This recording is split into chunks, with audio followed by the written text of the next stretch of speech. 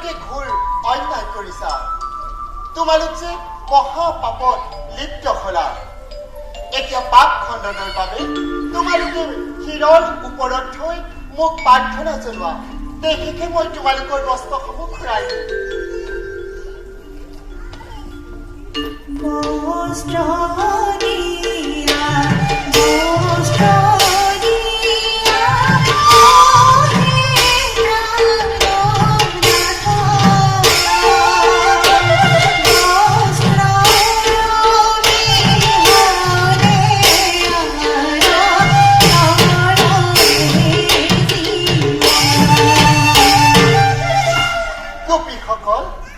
তোমালোক মহাপাপত লিপ্ত হলা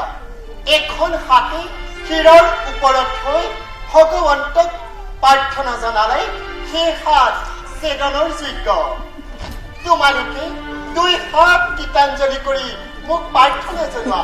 দেখিকে মই তোমালোকৰ বস্ত্ৰসমূহ ঘূৰাই দিম